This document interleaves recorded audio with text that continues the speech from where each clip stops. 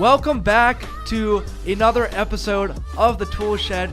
We're back from break. It's Ethan Morris and Tyler Gallo with you today. And Robert Morris, they just completed their 5-game homestand, play games against some of the top teams in the conference. Taking on Wright State, Cleveland State, Youngstown State has also surprised many this year. So we're going to recap that. Had a lot of ups, had a lot of downs to that. And then we're also going to preview this weekend's matchups against Purdue-Fort Wayne on Friday and Cleveland State on Saturday. And also, how about an interview, which is coming up right now? Sam Goldberg is sitting down with Brandon Stone to discuss his career up to now with Robert Morris and the season thus far. So let's check it out. So far with this season, with adversity, with players leaving, the injury that you dealt with, how have you dealt with all that adversity so far throughout the course of this season? Coach Toole says it all the time, you just got to work harder. Nothing comes easy, especially in this league. It's a big-time league, so you just got to keep going hard and keep trying to get better every day. With going through that stretch with your injury, not seeing the basketball court, how much did that affect you mentally to not be able to play basketball? It definitely affected me. I was getting a little depressed. I was upset all the time, just being there watching my teammates play and not being able to help them. And then after transferring, I had to sit out, so it's been even longer since I was able to play. So that was a little rough on me. My family and stuff just kind of kept my head in it. Just kept me focused on working until I can get back. So kind of looking at your stats from LaSalle to Robert Morris, there's definitely been a nice little increase. I've seen increased playing time from 10 minutes from your 2019-2020 season to now almost 13 minutes per game. How have you seen the opportunity unfold itself for you here at Robert Morris? Really, it's just, I've tried to do the right things. Try to, better my practice habits, my game habits, just develop my game overall. So I think that's been a big help for me and led to my increased playing time. I know there's 10 guys on the team at the moment. Kind of go into depth about what you're trying to do to catch the attention of Coach Toole to kind of get into that starting lineup, because I know as a stretch player that helps stretch the floor a lot. So when I go into depth about what you're doing in practice and stuff like that to kind of help better yourself to kind of get that starting role. The main thing I've been focusing on is just being more aggressive, going to the glass. I haven't been a really good rebounder in my career yet, and I know I can do better. So I just try to be a little more aggressive and help get extra possessions for my team.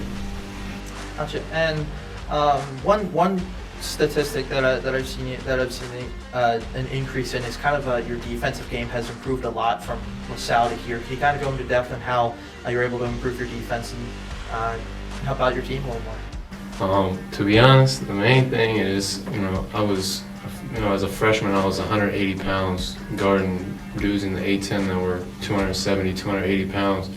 So it was a little difficult for me to hold my ground. But I've put on some weight and I've gotten stronger, so I think that's been the main thing that's helped me defensively, and really just locking in on the scout, knowing personnel has really helped me too.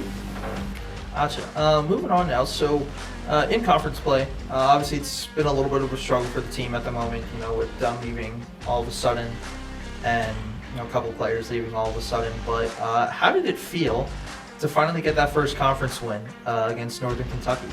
It felt amazing, to be honest. Just seeing everybody, happy and jumping around. Coach Toole came in fired up, throwing water at everybody. It was just a good experience. It's something we definitely needed. Gotcha. Going back onto the adversity too, how has the locker room really come together through all the adversity that's been happening? We kind of just came together and we just told each other we're not going to do it for anybody else but us, the guys that are out there, the guys that are on the court with us every day, putting in work. We just want to, try to make the right plays and do everything for our teammates. And thank you, Sam, for that great interview. Now you can check out be on the lookout on www.colonialsportsnetwork.com for the full feature profile on Brandon Stone. So, speaking of Brandon Stone and this team, Tyler, what were your thoughts on, the homestand? I just want to get your opening thoughts here before we really jump into the games. Well, it was a 1-4 homestand, but it could have very well been a 5-0 homestand, or even a 2-3, 3-2 homestand. This team lost by less than 7 points in all. The game was within 7 points. The 4 losses they had were all within 7 points, and then they had 2 of them by less than 3 points in this game. And they got that last win against Northern Kentucky, which was a game where we thought they probably would pull out. But 1-4, they come out with a very emotional victory on Saturday night against Northern Kentucky. Yeah, and you start off with that Youngstown State game, and both teams did not look good at all. Nope. And even though that game was close, you're like, oh my gosh, this is like the worst. There were tweets out there. I thought this was the worst display of basketball Slog ball that I've seen, in a long time for this team, who's usually able to compete with teams, especially in years past. And even though this game was close, it was just ugly. Yeah. And but against Cleveland State, Purdue Fort Wayne, Wright State, even they were close games. And the problem is, it's the same routine, same storyline as last year. They just have those couple possessions where right. It's just knocking them down and not able to finish the game. Saw that last year, I think 7 or 8 times where almost all their Horizon League games went to overtime or was decided by 1-2 possessions or less. So it's about, you kind of see that core starting to build now, but you're also not, playing that full 40 minutes that you're really looking for.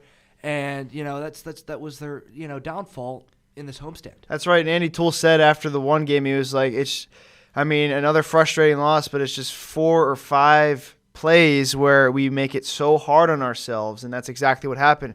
And, they've looked so much better since the departure of a player. I don't know if you've gone over his departure recently, and ever since Rasheem Dunn's been gone, that last game against Youngstown State, I think they probably would have pulled that one out had he not been in the game. I don't know, but that's in the past. They moved on, and they put up a pretty fiery performance against Cleveland State, lost by 1, very tough loss, and then a 76-70 loss to Purdue Fort Wayne, 75-73 to Wright State, and then finally a big 10-point win, wire-to-wire win over Northern Kentucky. I just think that this team looks a lot more succinct, looks a lot more clear and clean with their shots. They're getting the good ones, they're getting the open positions, and they're not, they still have those mistakes that are costing them the games, but it's not as evident as it was in the past. Yeah, you just compare numbers from when they played against Youngstown State to even Cleveland State 2 days later. They shot 46% from the field and then 12% from, beyond the arc. Cleveland State, a lot better, 54% to 30% from beyond the arc. Three-point shot has been something that they've struggled with this season. Oh, yeah. But, as the games, progress throughout this homestand, they've improved slightly shooting wise, and that's what's going to help them, long term. Because yes, you're shooting the ball 50%, and that's gonna keep you in a lot of ball games. Mm-hmm. But like we said, it's going to be about, can they get that extra stop? Can they work down in the stretch and play a full 40 minutes? And, against Northern Kentucky, that was the first time I think we've actually seen them, play that almost complete 40 minutes of basketball. And, you were there. Yeah. I was not. I was out of commission for the whole week. But what were your thoughts in that game? And, how did you see anything different from, watching them against Cleveland State in Purdue Fort Wayne to, playing against Northern Kentucky, who, has struggled this year, but is still a a good, test for Robert Morris. Well, what I saw a few things actually. So the first thing was Khalil Spear absolutely owned their smaller forwards and smaller guards. I mean, he's taller than all of them, and he went in and just bullied them. 21 points, 11 rebounds, a really, really good game for him in front of his family nonetheless.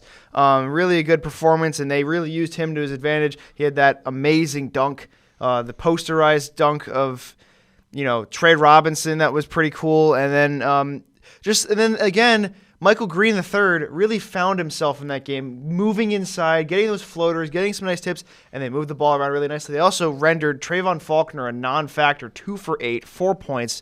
Guy was coming in averaging 13 points a game. He was basically useless for Northern Kentucky, and they had to rely on Marquez Warwick, who did put up 20-plus points, but still RMU comes out, and when it's only him shooting, and I think they shot an abysmal 1 for 7 or something like that to start the game. RMU was up by a lot, and they led the entire time, and it was really just a pretty great performance for the team. They were able to pull out the win, but the concerning thing was they played so well on the defensive end in that first probably 10 or so minutes of the game. I was hoping for them to, be able to pull out, get that double-digit lead. Obviously, that did not happen, but they were still able to play very solid on both ends of the floor to the point where, they were able to stretch the lead out to 8-9 points and, take that win. I mean, but, just looking at not Michael Green, Cam Ferris, Thursday night had 20 points, I believe, against Wright State. And, post-game, Toole said, we got to see how he does on Friday. Yeah. Because game after game, I mean, we've seen him put up double-digit scoring, double figures in games this year, and then that next game he'd fall off, and very, very, very streaky. That was the word I was looking for. Very streaky is the right way to term that, and He played well against Northern Kentucky. He put up 13 points. Obviously, it was only 4 for 10 from the field, but you're going to need to get output from him. You're going to need to get production from him because Michael Green, he can hit shots, but he's not going to be your big scorer. Even though he's your true point guard, you're going to have to get a lot of production from Cam Ferris as well. But I feel like as Cam continues to develop as a player, hopefully these things get ironed out. He's going to be a great piece to this team in, the rest of this season and then in years to come. Yeah, very few and far between with the mistakes for Michael Green in this game, like you said. If he becomes that guy that has that more distance between his streakiness, like if he has like 4 good games in a row and then he has 1 bad game, all right, then he's fine. But one guy that was really sort of lost in the shuffle in this game that played really well despite a mediocre point output was Jaron Williams. He grabbed 4 offensive boards, which is really important for this team. 6 total rebounds, and he only had 6 points, but a couple of those were pretty important. Like Cam Ferris, he hit important 3-pointers. Yeah, he was only 2 for 8 from beyond the arc, but those 2 that he hit were ones that really got the Colonials going. And also having those bigger guys in there, I haven't really paid attention to the rebounding numbers, but I think when I've been looking at it, they've done fairly better on the boards compared to where they were at the beginning of of resuming conference play. Out rebounded Northern Kentucky only by 2, but they still out rebounded them. I believe they also out rebounded Purdue Fort Wayne as well. So just overall, we're starting to see those gradual improvements to where they're going to be able to stay in games, compete in games, and that's something that is going to be really crucial down the stretch to potentially trying to move up the standings. Not saying they're going to move up to top half of the conference, but getting out of the basement of those bottom 3 teams where at this point, just looking at how they've played over this past stretch of games, even though they haven't been winning games, is very likely to get out of that basement. Yeah, there's some games they can steal down the stretch too, where I think this team again just gets their bounces, and it just looked like in the other games they were cursed because they didn't get any bounces. Against Northern Kentucky, they finally got those bounces, and that showed how good this team is. That 74-64 win is one that is prime for how this team looks when it is I want to say probably 75% to 90% perfect. Because like we said, they had that aberration at the end of the half on defense and the beginning of the second half where they just looked like they were listless out there. They finally ironed it out. This team, I'm feeling good about the game against Purdue Fort Wayne on Friday. I feel like they go down there. They had 2 shootouts against them down there last year. Granted, it's a different team, but we'll see how they fare at the War Memorial Coliseum. And also Chase Cook getting that scholarship. Yeah. So, he's a guy that stuck around, former walk-on, so, stuck around through the rough season last year, stuck through all of that roster turnover during the summer, had some brief opportunities at the beginning of the year, and, as, some movements came and go, and he made the most of his opportunity and got that scholarship. Yeah, and it was one that was a necessity at this point for a guy that, again, it was almost like he was sort of redshirted last year, I guess, but not really. This year, if he ever develops a scoring touch, this guy's going to be a good player. He's going to be, and he's a good, I was talking to somebody in Colonial Sports Network the other day. He said he's a perfectly serviceable backup point guard to Michael Green when he needs a break. Obviously, Green's going to play 34 minutes, and those extra 5-6 minutes are going to be Chase Cook's. And he drove to the hoop and nearly got an and one. I think he should have gotten that and one. He got an offensive foul, but he's a guy that, again, he looked a bit scared at the end of the year. Obviously, when you get thrust in games like Davidson and Kentucky and stuff like that, obviously not going to be ideal for a guy making his collegiate debut. But now he's sort of getting more comfortable with the offense, running it. You can see, I guess, shades of Michael Green in him, the way he sort of distributes the ball a little bit in his limited time out there. Yeah, he's not making his impact on the score sheet as much or in the box score as much, but, defensively he's done pretty well. Yeah. And, he's able to, facilitate that offense and do his job. Exactly. As Bill Belichick would say, just do your job, and, he's done a great job of that. I know you've touched on Purdue Fort Wayne. Let's go preview that game. Friday night at 7:00. Robert Morris is back on the road for a brief 2-game road trip, taking on the Mastodons first. Like we said, very close game, 76-70. Back and forth action on Sunday, January 9th, as Robert Morris dropped that one. So just overall, like we said, they're in games, so just, switching a few of those possessions where they struggled with.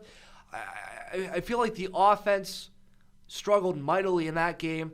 So, being able to get good production from Cam Ferris, who only had 5 points in that game, getting production from Khalil Spear as well. I think having those guys as your top guys on Friday, that's going to be a very, very, very, very key for them in that game. And also, stopping Jalen Pipkins and Bobby Planutis, 2 of those guys. Jalen Pipkins had 18, Planutis had 16, and then, Jared Godfrey also had 15. So 4 guys, four total guys on Purdue Fort Wayne had reached double figures in that game.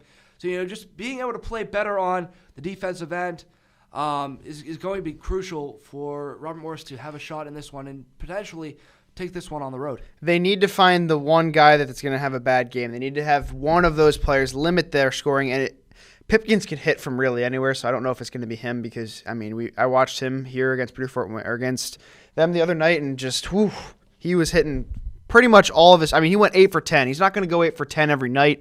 They need to find maybe an 8 for 15 or maybe a 5 for 11 like Bobby Planutis was. Planutis was sort of taking himself out of the game with some of his rough three-point attempts, but when he hit them, he hit them. And again, Jared Godfrey's the guy you always got to look out for on the team. They limited Damian Chunky in that game. He only had very inefficient 7 points. So they got to just make sure that there's not 4 double digits. And if you get it down to 3 double-digit players, I think that's where you steer the game in your direction. Yeah. Because Godfrey, again, they sort of limited him too. He was 5 for 14 and 2 for 7 from 3. So, and again, if they have another bad 3-point shooting night, I don't know if they can carry over another win. Mm-hmm. And, moving forward, then they got Cleveland State on Sunday, who lost to Oakland, so they are now, I believe, second place in the Horizon League. After that, they're one of the top teams who could make a run at the title. Once again, trying to defend their title after winning the Horizon League championship last season. And once again, very close game, only a 1-point loss. Cam Ferris, kind of took that 2-point shot instead of going for the 3 to tie at the end of the game in that one. But very close, very good effort from Robert Morris, but did not pull it out in the end. Obviously, Torrey Patton had 18 points in that game. Trago Million, 14 points as well. Damal Hodge got 11 points there, as well as Yahi Hill. There we go. I think I got that Yahel Hill. Yahel Hill. And it's Demoy Hodge. Demoy Hodge. Oh, there is an I. I don't have my glasses on. I can't see. There's the I. Again, it's a situation where you got to make sure one of those guys isn't in double digits, because it's not like they have guys. I mean, Gamillion and Patton are going to be the guys that really stand out for this team. They just got to make sure one of them's efficient. And again, it was just Spear, and it was literally just Spear. They had 3 guys in double digits, but it was, again, 11 points and 12 points. Cheeks and Williams, they got to find a guy that really goes through. Michael Green had 0. That's a game that can't happen for Green again, and I think that's a game that he sort of took to heart, and he's played really well ever since that game. Mm-hmm. And they still shot the ball very well. Against Cleveland State. Just couldn't get those stops on the defensive end. But overall that was a very good game for them, and they were able to rebound the ball against some big guys on that Cleveland State side. So that game should also be very interesting. Anything you want to add or before we wrap up this episode? I think you're going to see some good performances this week from RMU. I think that win it may not serve as a get-right game, but it'll serve as one that'll maybe fuel the performances going forward. I think they have a good game against Beaufort Wayne. I can see them winning that. I think a split this weekend might happen. We will be there on Sunday against Cleveland State at the Wolstein Center, whatever it is. So stay tuned for all of our coverage from that game. They're one of their rare non-7 o'clock start times this season, which they have, I think, like 4 or 5 of those this year altogether. So it's going to be a good game, and we'll see how they play this weekend. Maybe we bring some good luck to Cleveland with us. Who knows? Well, should be an interesting weekend of Horizon League hoops. Well, that will do it for this episode of the Toole Shed. For Tyler Gallo, I'm Ethan Morrison, and once again, thank you to Brandon Stone and Sam Goldberg for that great interview. We will see you next time.